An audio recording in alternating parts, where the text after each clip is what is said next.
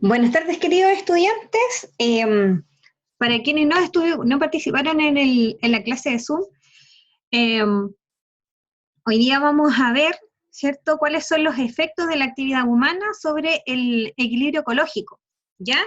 En la clase que nosotros trabajamos en el día jueves, ¿ya? Esta clase fue vuelta a grabar porque no se grabó bien por el problema del computador, ¿ya? Pero es la misma clase que tuvieron los chicos en el Zoom, ¿ya?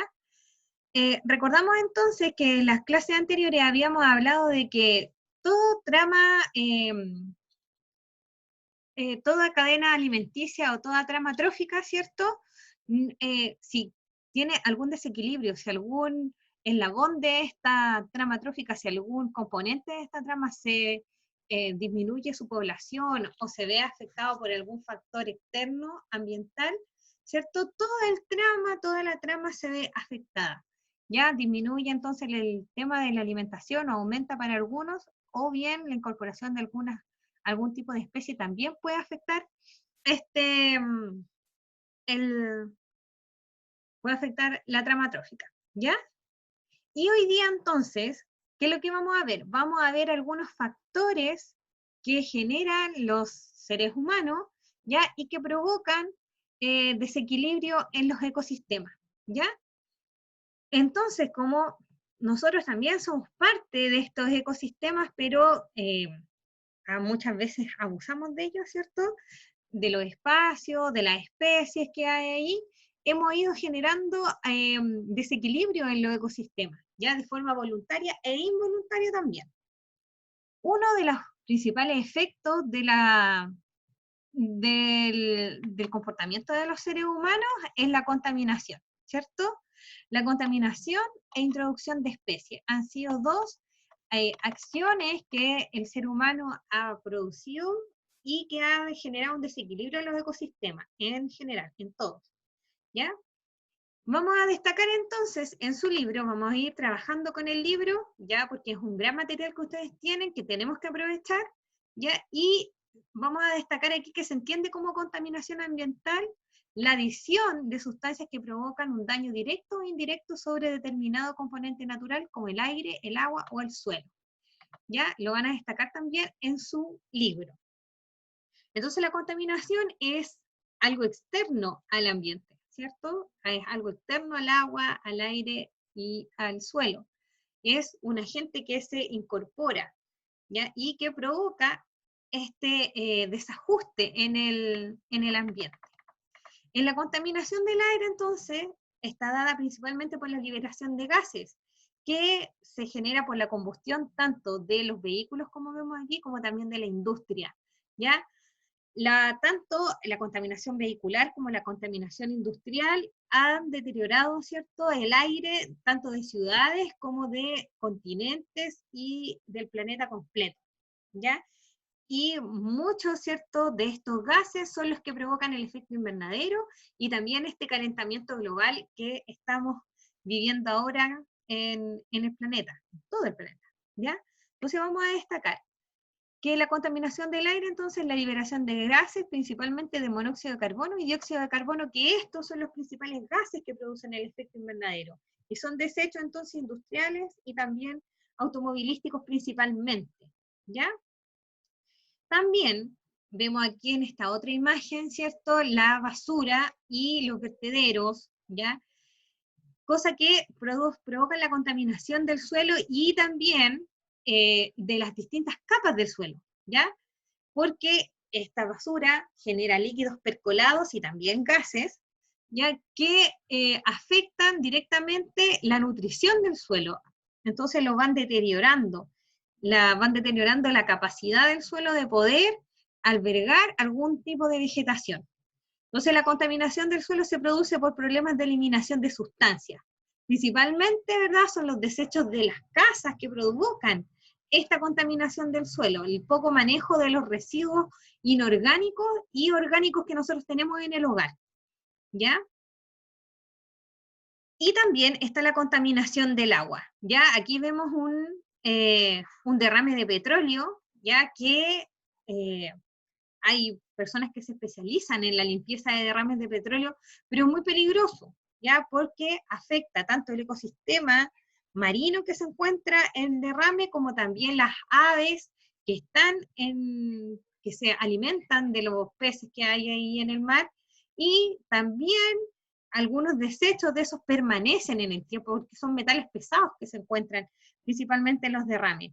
Otra, ¿verdad?, contaminación del agua es la contaminación de los desechos industriales y también domésticos que llegan a los torrentes de los ríos, a los cauces de los ríos, y ahí estos, ¿ciertos?, son llevados hasta el mar.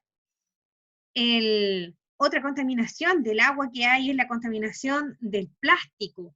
Las playas están inundadas de plástico y este plástico choca con las rocas, ¿cierto? Y se van haciendo microplásticos que los peces también comen, y por ende, cuando nosotros consumimos también pescado, estamos consumiendo plástico que es altamente tóxico para nosotros.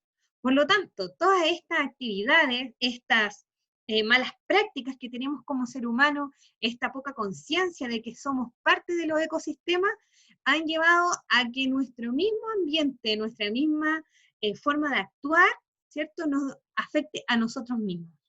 Vamos a destacar aquí que la contaminación del agua se produce por la adición de sustancias que impida que éste quede apta para su uso y consumo, ya sea por animales, personas o plantas, ¿ya? Entonces, la contaminación del agua también es uno de las contaminaciones más grandes que hay en el planeta y que debemos tratar de evitar.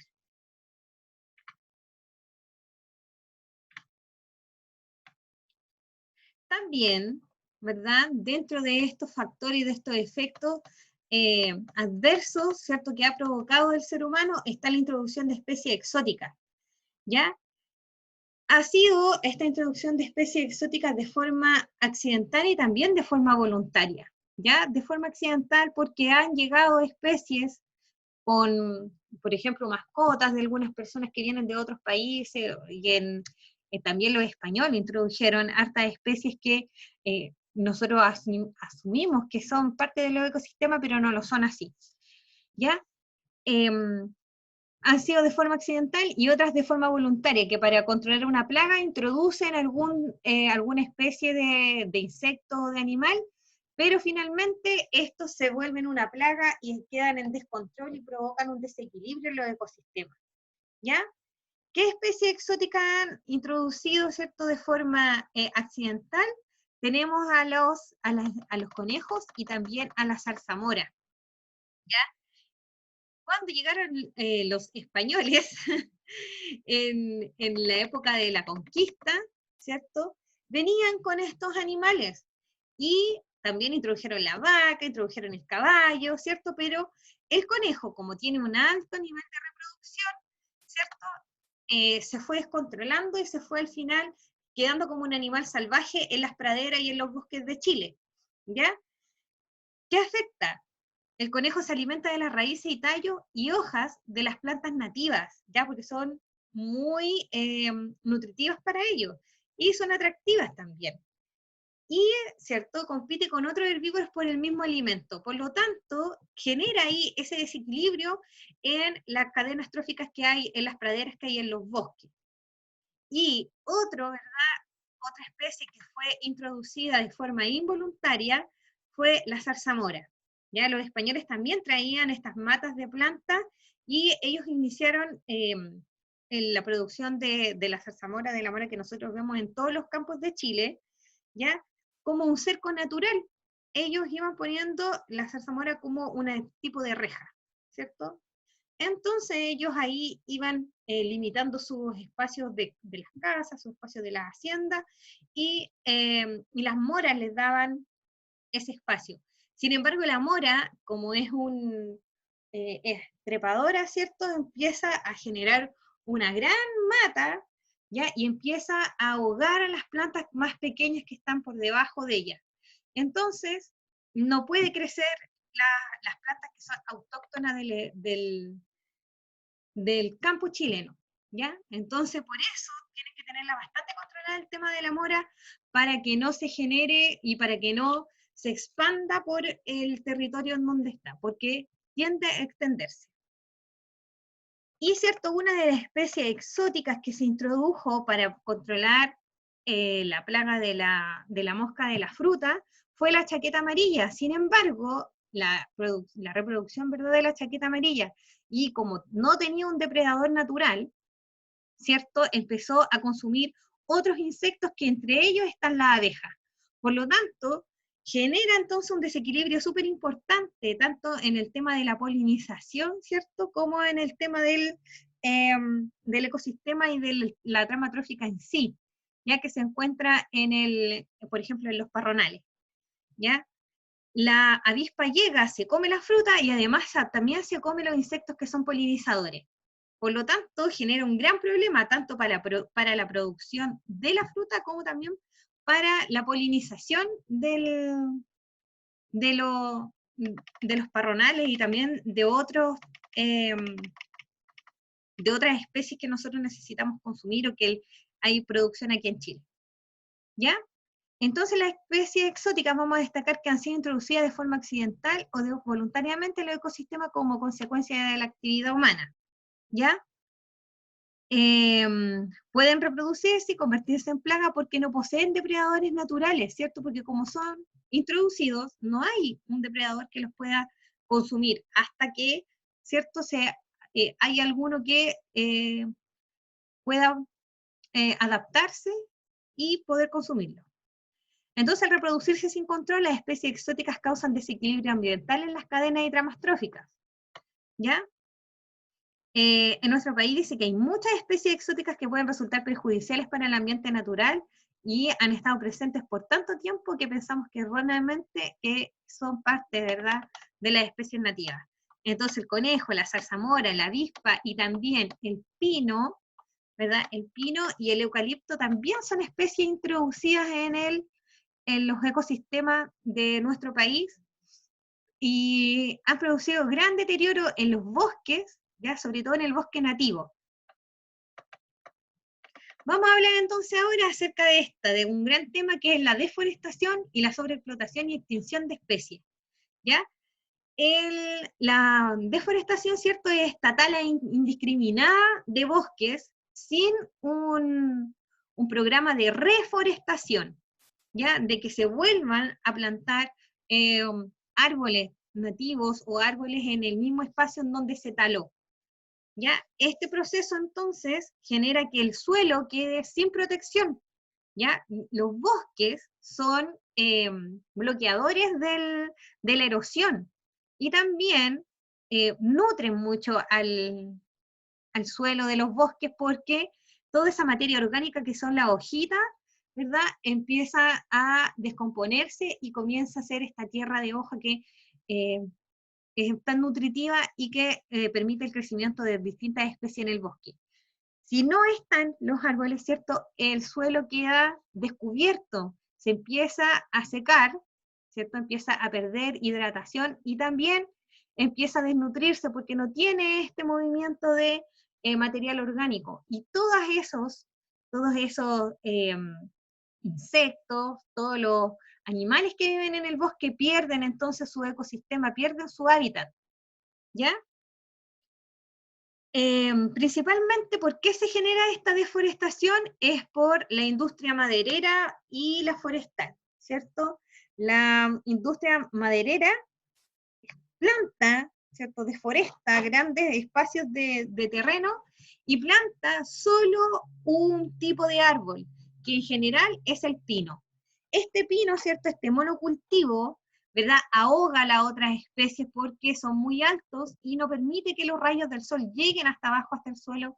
No hay fotosíntesis, entonces solo se genera este tipo eh, de especie, ya que luego las industrias forestales, ¿cierto?, talan de esta forma como se ve ahí, ¿cierto? Y entonces el suelo comienza a deteriorarse porque tiene tipo de, un solo tipo de especie que está creciendo, que tienen todas la misma necesidad.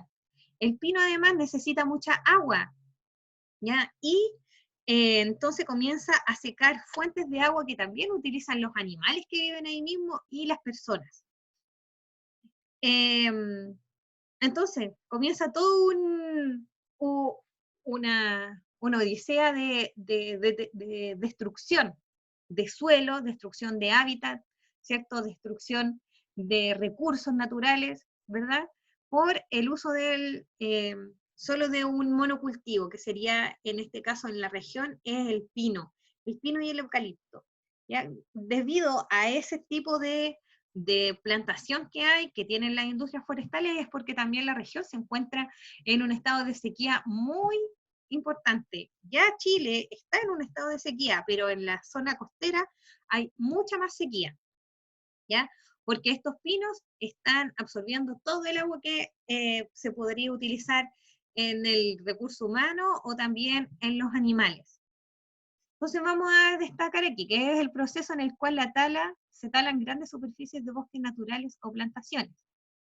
Bueno, provocan principalmente la industria maderera para la fabricación de papel y otros productos, ¿ya?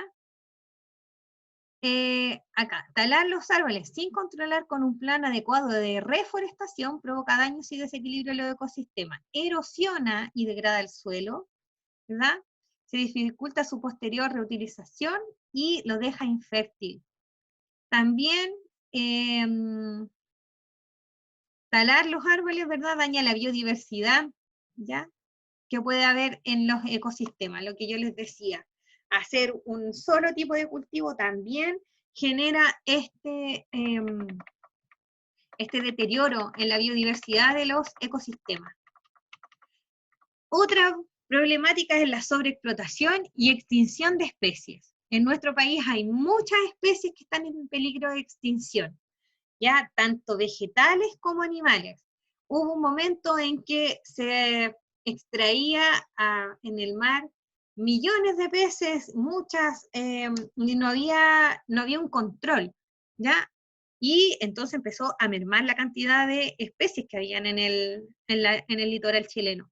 Por lo tanto, ahora, cuando ustedes escuchan que hay animales que están en veda, eso significa que están esperando que los animales se reproduzcan, ¿verdad? Que los huevitos crezcan de los peces o de los moluscos o de algún mamífero que está en el litoral chileno, ¿cierto? Y que estos animales crezcan y tengan un porte y tengan una solvencia, que no se vaya a extinguir, que no se vayan a, a consumir todas las especies, ¿ya? Entonces vamos a leer aquí, desde los inicios de la humanidad los seres humanos se han alimentado de animales, ¿verdad? Utilizándolos como fuentes de nutrientes, además de cazarlos para hacer uso de su piel y su grasa. Hoy en día, a nivel mundial, la sobreexplotación ha tenido consecuencias negativas en grandes grupos de animales. En Chile, y en lo que se refiere a los animales marinos, está el problema. Este problema ha afectado principalmente a los invertebrados como los erizos, las almejas, los locos y las machas, a peces como las anchovetas, la merluza y el jurel, y a mamíferos como los lobos marinos y las ballenas. Todos han sido objeto de pesca y caza indiscriminada. Es fundamental la regulación de esta práctica a nivel industrial para permitir la recuperación de la población naturalmente, y de esta forma no afectar las interacciones que producen entre los seres vivos de las tramas alimentarias. Es difícil prever las consecuencias si se mantiene el ritmo de pérdida de especies y de daño de los ecosistemas del mundo. Lo que sí sabemos es que estas extinciones traerán consigo la disminución en la diversidad de los seres vivos y una alteración en los ecosistemas producto de su ausencia, ¿cierto? Como yo les dije antes, si hay algún eslabón, si hay alguna especie que se sale, que se extingue, que ya no está en una trama trófica, se ve toda la trama trófica afectada, ¿ya? Recuerden que todos dependen del otro, ¿ya? Entonces necesitan ellos, los ecosistemas trabajan en conjunto y nosotros deberíamos trabajar junto con ellos, ¿ya? Esta sobreexplotación de las especies no es necesaria, ¿ya? Porque no todas las personas comen ni consumen estas especies, entonces hay momentos en que tienen demasiado producto y no hay quien lo consuma, ¿ya? Y esto, ¿dónde va? Tienen que volverlo al mar, pero ya está muerto. Entonces no es una extracción sustentable que se mantenga en el tiempo, sino que una depredación hacia el ecosistema, y eso tampoco corresponde. Por eso existen esta que más bien se ha exigido a los gobiernos chilenos, ¿cierto?, de parte de los pescadores artesanales, que regulen estas extracciones de parte de la industria, ¿ya? Se han exigido algunas leyes a nivel de generar vedas para algunos tipos de productos que no sean extraíbles, y otros productos que no sean extraíbles por la industria pesquera, ¿ya? ¿Cierto? Para que estos pescadores tengan también que pescar o que extraer del mar, ¿ya?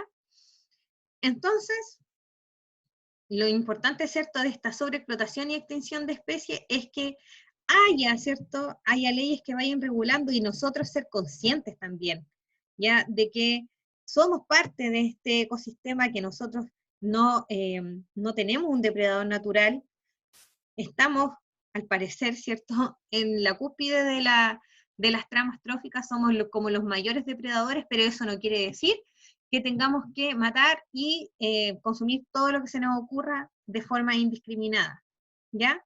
Tenemos que tener un desarrollo sustentable, y es a lo que apunta ahora muchas leyes del gobierno, a que las industrias hagan un desarrollo sustentable y que la economía sea circular, ya que no quede solamente la industria con la ganancia, sino que esto también puedan haber otros productores más pequeños y hacer estas leyes de protección de las especies que protejan mucho más a las especies de que hay tanto en los bosques, que hay también en los ecosistemas marinos y también en el desierto. También hay un ecosistema súper importante en el desierto que prácticamente no se conoce, pero que está protegido, ¿ya? Por eso también se generan estos parques nacionales, estas reservas naturales, ¿cierto?, para mitigar esta sobreexplotación de especies, tanto vegetales como animales, ¿ya? ¿Cuáles entonces son algunas de las medidas preventivas que establecemos nosotros para poder, ¿verdad?, disminuir o prevenir el impacto medioambiental, ¿ya? Y algunas de estas medidas, ¿cierto?, son cómo podemos disminuir la contaminación del aire, ¿verdad? Bajando entonces las emisiones de dióxido de carbono y de monóxido de carbono. Sobre todo nosotros podemos colaborar en el tema del transporte, ¿cierto? Nosotros sabemos que existe el transporte público, idealmente es poder utilizarlo, ¿ya?, para que sea un solo vehículo el que está eliminando los contaminantes y no haya un vehículo por cada persona que transita por la calle, ¿ya?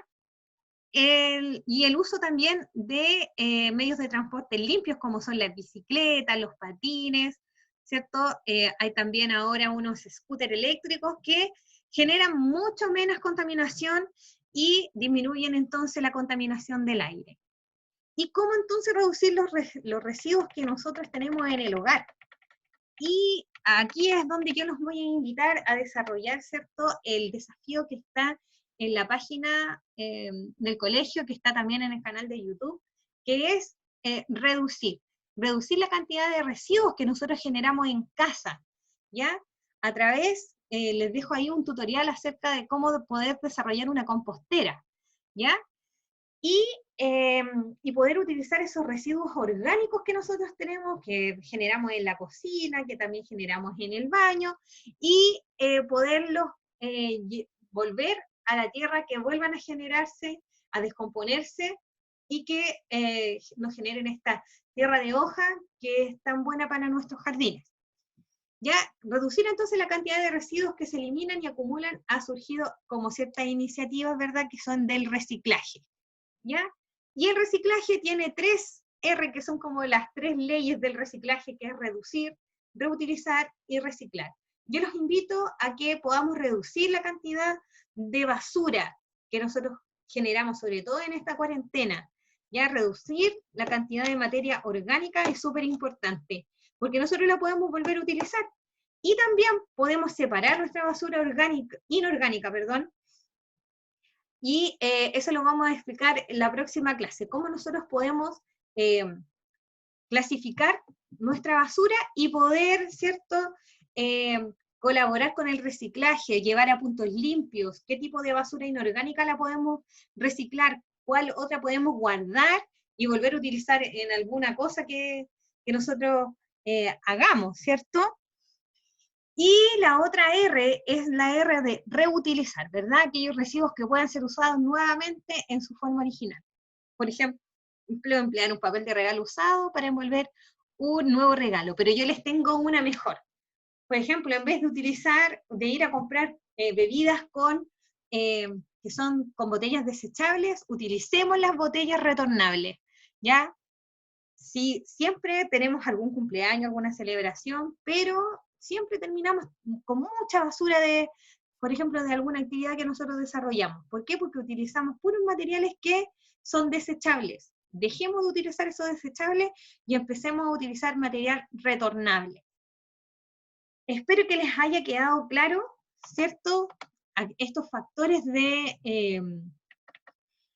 contaminación que generamos nosotros los seres humanos y que también empiecen a reflexionar acerca de sus propias prácticas, ya de sus propias prácticas como ser humano y de cómo podemos mitigar eso, cómo podemos cambiar nuestra cultura y cómo podemos comenzar a reciclar, a reducir y a reutilizar nuestros productos que tenemos en la casa.